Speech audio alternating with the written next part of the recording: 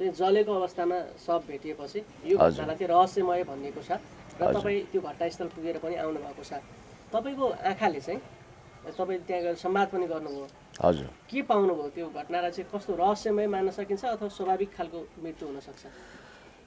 काठमाडौँबाट हामी चर्चित नायक किशोर खतिवडा, लक्ष्मी गदाल, हेडलाइन टिभीको टिम र हामी रात वितरण गर्नको निम्ति अरू काममा अक्सिजनको सिलिन्डरहरू बोकेर चितवन आएका थियौँ र हाम्रो यात्रा पोखरा हुँदै यहाँ आउने तय भएको थियो। अचानक हाम्रो रुट बदलिएको छ र चितवन आइसकेपछि हामीले के जानकारी पायौँ, पीडित पक्षबाट हामीलाई के टेलिफोन गयो भने, स्पेसली मलाई, तपाईँ जसरी पनि घटनास्थलमा आउनु पर्यो, या पार्वती भट्टराईज्यूको अवस्था यस्तो भयो, उहाँ मृत अवस्थामा फेला पर्नुभयो भनेर मलाई टेलिफोन आयो र म घटनास्थलमा गएँ। थाहा छैन नजाने किन चितवनको कुण्डलीमा राहु केतु शनिले ताण्डव गरिरहेको छ। घरि रवि रुवाली काण्ड हुन्छ, त्यहाँ रवि रुवालीको आत्महत्याको विषयमा हामी गएर त्यहाँ स्पष्ट आफ्नो बुलन्द आवाज राख्नुपर्छ। घरि रवि लामिछानेको पक्राउ प्रकरण त्यहाँ देखा पर्छ, घरि के हुन्छ। त्यस कारणले गर्दाखेरि यो पछिल्लो घटना, दुईवटा घटनाले राष्ट्रिय स्तरमा अहिले सनसनी मचाइरहेको छ। एउटा ससुराको दुर्व्यवहारको कारण एक बुहारीले जो दुर्दान्त किसिमको आत्महत्या गरेकी छिन् र त्यो टिकटकमा भिडियोहरू भाइरल भइरहेको तपाईँले देखिरहनु भएको छ। यत्र तत्र सर्वत्र त्यसको विषयमा चर्चा छ, त्यसको फुल टेक्स्ट आउनु बाँकी छ। त्यसकारण यसको विषयमा दुधको दुध पानीको पानी छुट्टिने गरी साङ्गो पाङ्गो घटनाक्रमको विथ एभिडेन्स अध्ययन गरिसकेपछि म बोलौँला, अहिले यो विषयमा धेरै नबोलौँ। अर्को घटना भनेको यो जो पार्वती भट्टराईज्यूको घटना हो, त्यो विषयमा म सविस्तार तपाईँलाई बेली विस्तार लगाउँछु।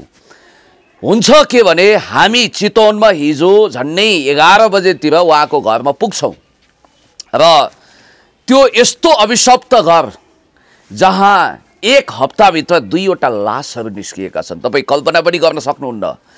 एक हप्ता अगाडि त्यो घरकी सबैभन्दा बुढी माउ अर्थात् वयोवृद्ध महिलाको मृत्यु हुन्छ र उनका छोराहरू किरिया बस्छन्।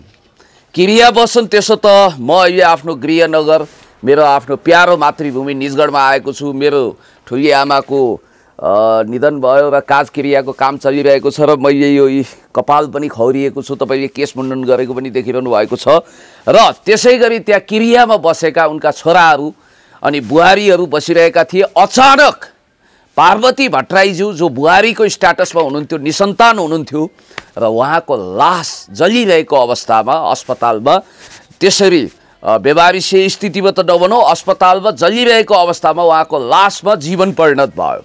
भइदिन्छ के भने त्यो घटना कसरी घट्यो त? अब त्यो घटनाको रहस्यमा जानुहोस्। गाउँले इष्टमित्र छरछिमेकी आदि इत्यादिको दाबी अनुसार त्यो घटना बडो रहस्यमय छ। अब उहाँ निसन्तान हुनुहुन्थ्यो, महान हुनुहुन्थ्यो।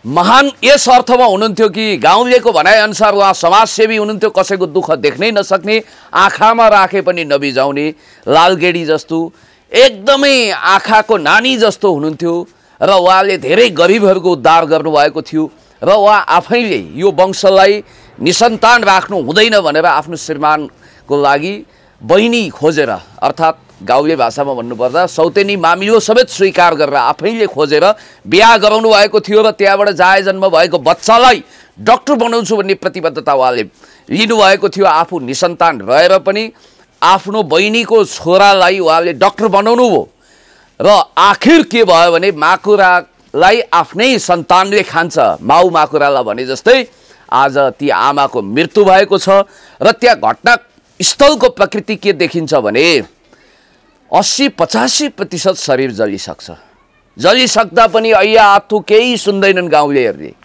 अनि त्यसपछि अचानक रहस्यमय तरिकाले हस्पिटल लगिन्छ। हस्पिटलमा डेड बडीको रूपमा उनको शरीर परिणत हुन्छ। मृत शरीरको रूपमा सारसौदो जलेर अब एकदमै शरीर छटपटाइरहेको अवस्था छ। तर गइसकेपछि उनलाई केही घन्टाभित्र मृत घोषणा गरिन्छ र डेथ सर्टिफिकेट थम्याउँछन्। र यहाँनिर रहस्यमय विषय के छ भने यसको भिसेरा परीक्षणको रिपोर्ट आउन पनि बाँकी छ। किन ढिलो भइरहेको छ भन्ने कुरो गाउँलेहरूले उठाइरहेका छन्, नम्बर 1। नम्बर 2, जलिरहेको अवस्थामा कुनै पनि बिरामीले कुनै प्रतिक्रिया व्यक्त नगर्नु भनेको संसारको 8औं आश्चर्य हो। जबकि एउटा सानो काँडोले घोच्यो भने पनि मान्छे ऐया आत्थु गर्छ। अलिकति पोल्यो केहीले तातो ताप केहीले पोल्यो भने पनि मान्छेले ऐया अत्था गरेर कराउँछ, यो स्वाभाविक प्रतिक्रिया हो। तर त्यो केही प्रतिक्रिया आएन।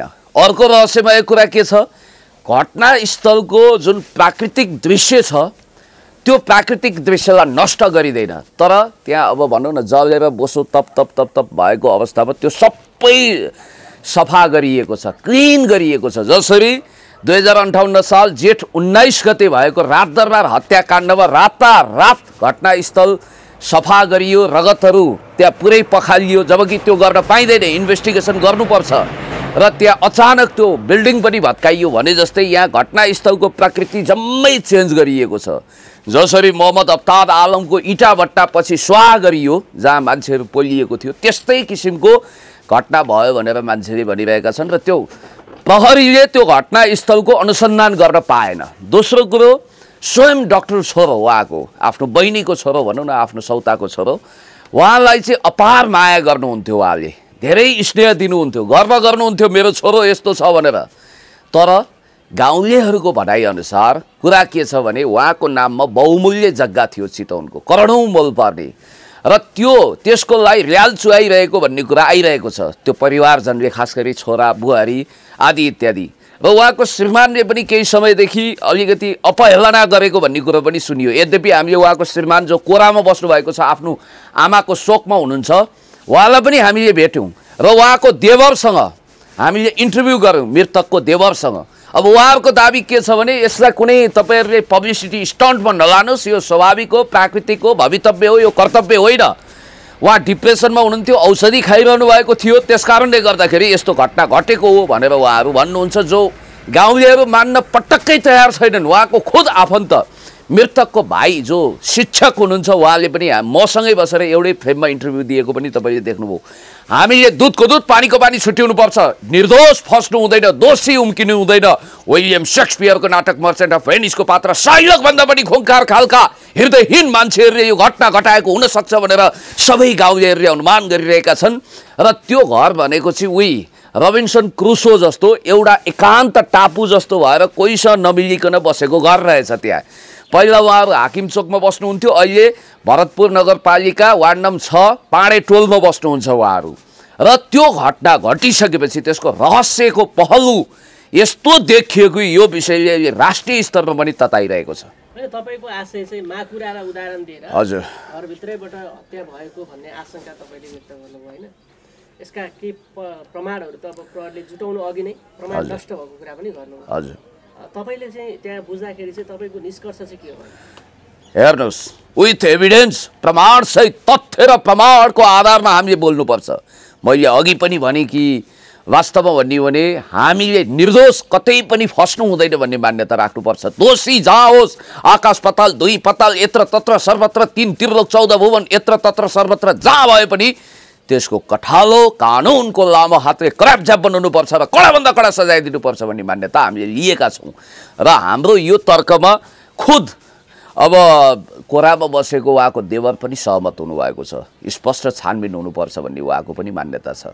र मलाई जहाँसम्म लाग्छ एउटा कुरा तपाईँलाई स्पष्ट भन्छु, बेनिफिट अफ डाउट अर्थात् शङ्काको सुविधा लिने प्रशस्त आधारहरू छ। जस्तो वारदात भएको घटनास्थलको प्राकृतिक मुजुल्का सही सलामत उठाइएको छैन। दोस्रो कुरो, भिसेरा परीक्षणको रिपोर्ट यति ढिलो हुँदैन भन्ने कुरो आइरहेको छ। तेस्रो कुरो, श्मशान घाटमा जहाँ लास जलाइएको छ, खुद उहाँको छोरो भनेर उहाँले लाड प्यारले हुर्काउनु भयो, आफ्नो आफूले जन्म नदिए पनि कर्म दिएको छोरो, डाक्टर छोरो, उहाँ उपस्थित हुनुहुन्न भन्ने कुरो सुनिएको छ। आफ्नी आमा ममतामयी आमाको अन्तिम शव यात्रामा उहाँ उपस्थित नहुनु भनेको आफैमा रहस्यले भरिएको एउटा गजबको घटना हो। तेस्रो कुरो भनेको के हो भने उहाँहरू अलिकति आर्थिक प्रलोभनमा बढी बहकिने फ्यामिली हुनुहुन्थ्यो अरे। एउटा सहकारी जहाँ पार्वती भट्टराईज्यूले रकम कलम राख्नु भएको थियो, त्यहाँ रकम कलम दाबी गर्न उहाँका आफन्तहरू अर्थात् उहाँका अहिले जो घटनास्थलमा के अरे घटनाक्रममा मुछिएका मान्छेहरू छन् उनीहरू बारम्बार पुग्थे अरे। भन्नासाथ एउटा कुरो के देखिएको छ भने अनि पछिल्लो समय चाहिँ पारिवारिक तनाव कचिङ्गल थियो र उहाँ एकदमै कस्तो भने उकुस मुकुस सोफोकेसनमा बाँचिरहेको भन्ने कुरा आइरहेको छ। र यहाँनिर एउटा कुरा ख्याल गर्नुहोस्, हामी पार्वती भट्टराईज्यूको आमापट्टि पनि होइन र अर्को पक्षको मामापट्टिको पनि होइन। हाम्रो दुवैसँग गोरु बेचेको साइनो छैन। पार्वती भट्टराईज्यू जो प्रति हामीले हार्दिक श्रद्धाञ्जली व्यक्त गर्न चाहन्छौँ, परिवारजनमा गहिरो शोक संवेदना व्यक्त गर्न चाहन्छौँ। खुकुरीको चोट अचानक थाहा हुन्छ। हामीले सपनामा पनि नभेटेको पार्वती भट्टराईज्यूको विषयमा हामी कुराकानी गरिरहेका छौँ र मलाई जहाँसम्म लाग्छ सम्पूर्ण जनताहरू उपस्थित भएर एउटा जनताको सामाजिक इजलास त्यहाँ बन्यो, जनताको अदालत बन्यो र तपाईँले भिडियोमा पनि हेर्न सक्नुहुन्छ। म गएको बेलामा उहाँहरू सबैको एउटा राय मसमुरा के छ भने त्यो घटना स्वाभाविक छैन, प्राकृतिक छैन, भवितव्य होइन भन्ने उहाँहरूको जिकिर छ। अनि त्यसपछि जो कोरामा बस्नुभएको छ उहाँको श्रीमान लगायत देवरहरू, उहाँहरूको एकोरो दाबी के छ भने होइन यो प्राकृतिक घटना हो भन्ने छ। हाम्रो भनाइ के हो भने अनुसन्धान अधिकृतहरूले तथ्य र प्रमाणको आधारमा दुधको दुध पानीको पानी छुट्याउने न्यायिक राजहंस जस्तो भूमिका निर्वाह गर्नु पर्यो। कसैप्रति अनुराग वा द्वेष राख्नु भएन, विद्वेष राख्नु भएन। के हो त घटना, त्यसको पहलु सुरुदेखि अन्तिमसम्म सम्पूर्ण साङ्गोपाङ्गो मेडिकल रिपोर्टको आधारमा, सामाजिक बयानको आधारमा, पारिवारिक अनुसन्धानको आधारमा एकमुष्ट प्रतिवेदन दिनु पर्यो र यदि घटनामा दोषी बनेर कोही मुछिएको छ भने त्यसमा पानी मुनि गए पनि छोड्नु भएन र घटनामा यदि निर्दोष देखिन्छन् भने हामी त चाहन्छौँ वास्तवमा भन्यो भने जसलाई एउटा अभियुक्त बनाएर समाजले हेरिरहेको छ उनीहरूले पनि सफाई पाउन्, निर्दोष करार हुन्। तर दोषी ठहरिएमा सजाय भोगौँला भनेर उहाँहरूले भन्नुभएको छ। त्यसकारण तद अनुरूप न्यायिक निरूपण होस् भन्ने हाम्रो माग हो। जस्तो प्रहरीको भूमिका के देख्नुहुन्छ? यो प्रहरीले चाहिँ अनुसन्धानलाई कसरी सिरियस रूपमा लिएको देख्नुहुन्छ कि सामान्य घटनालाई जसरी हेरिरहेको छ? अब प्रहरीले आफूलाई जनताको साथी दाबी गर्छ अनि नागरिक सहायता कक्ष डेस्क पनि राखेको तपाईँ देख्नुहुन्छ र बर्दिवाल देशभक्त भनेर रक्षक भनेर हामीले सम्मान पनि दिएका छौँ। नेपाल प्रहरीलाई मानवाधिकार लोकतन्त्रको सम्मान गर्नुपर्छ भनेर भनेका छौँ र South Asian Association for Regional Cooperation अर्थात् सार्क क्षेत्रमा काबिल प्रहरी मध्ये नेपाल प्रहरी पनि हो, जसको इन्टरनेसनल ग्लोबल रेपुटेसन पनि निकै माथि छ। नजाने के हुन्छ, प्रहरीले कहिलेकाहीँ अनुसन्धानमा फितलोपन देखाइदिन्छ, कतै उसको न्यायको तराजु कोल्टिने ढल्किने हुन्छ। हुन त प्रहरी नै अदालत होइन, उसले पनि अदालतमा एभिडेन्स सहित मुद्दा पेश गर्ने हो। फेरि यो मुद्दा भनेको सरकारवादी हुन्छ, यो व्यक्तिवादी मुद्दा हुँदैन। त्यसकारणले गर्दाखेरि यसमा चाहिँ प्रहरीको अनुसन्धानलाई आधार मानिन्छ। तर प्रहरीले अनुसन्धान गर्दा प्रभावमा बहकिने हो कि भन्ने खतरा छ। म आइजी साहबलाई भन्न चाहन्छु, यहाँसँग मेरो अच्छा खासा सम्बन्ध पनि छ र स्पष्ट रूपमा भन्न चाहन्छु यो तपाईँको प्रतिष्ठाको विषय पनि हो। आइजी साहब यसलाई राम्रोसँग अनुसन्धान गर्ने निर्देशन दिनु होला, किनभने यसले विकराल रूप नलियोस्। हामी अहिलेदेखि भन्न चाहन्छौँ प्रहरी भनेको बर्दिवाल रक्षक हो, भक्षक होइन। यो कुरा साबित गर्ने एउटा अमूल्य अवसर पनि प्राप्त भएको छ। मैले बुझेअनुसार कछुवा गतिमा अनुसन्धान भइरहेको छ र जे प्रमाणहरू प्राकृतिक रूपमा सङ्कलन गर्नु पर्थ्यो त्यसको लागि तदारुकता अलिक कम देखियो भन्ने सुनेको छु। यद्यपि मलाई आएको इन्फर्मेसन झुटो होस्, म यो चाहन्छु र प्रहरीले छिटोभन्दा छिटो सही ढङ्गले अनुसन्धान गरेर मुद्दा दायर गरोस्।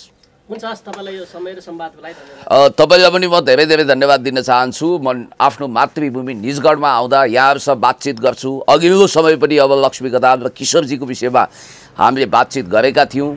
सायद भोलि वा पर्सि किशोर खतिवडा, लक्ष्मी गदाल पनि यहाँ आउन सक्नुहुन्छ र हामीले केही समयपछि हाम्रो आदर्श मिश्र भाइसँग पनि सम्भवतः आजै भेट्दैछौँ। र मैले यहाँहरूलाई यति प्रतिबद्धता व्यक्त गर्न चाहन्छु कि चुरे क्षेत्रको सम्पदा विनाश गर्नको लागि, तराईको मरुभूमिकरण गर्नको लागि जसरी बजेटमा कन्स्पिरेसी गरिएको छ, षड्यन्त्र गरिएको छ, कुल 16 अर्ब 59 अर्बको बजेट सिलिङ छ। त्यसलाई नेपालीमा अनुवाद गर्दा, अङ्ग्रेजीमा अनुवाद गर्दा 1.6 ट्रिलियन नेपाली रुपियाँको यो बजेट, जसमा कोरोनाको लागि नाथे 37 अर्ब मात्रै छुट्याइएको छ। 1 खर्ब छुट्याउनु पर्थ्यो, क्षतिपूर्ति दिनु पर्दैन कोरोना पीडितलाई। अनि अर्को कुरो, अलिकति यो बजेटको 2 मिनट मलाई लेट मी टेल। जस्तो बजेटको विषयमा मैले तपाईँलाई स्पष्ट रूपमा भन्नुपर्दा यो बजेटको अब आन्तरिक ऋण तपाईँले हेर्नुभयो भने 3 खर्ब 65 अर्ब देखिन्छ र बाह्य ऋण 4 खर्ब बराबर छ। हाम्रो टाउकोमा कति ऋण छ, हामी कुन स्थितिमा छौँ? ट्रान्सपरेन्सी इन्टरनेसनलको रिपोर्ट हेर्नुहोस्, भ्रष्टतम देशमध्ये नेपाल 1 हो।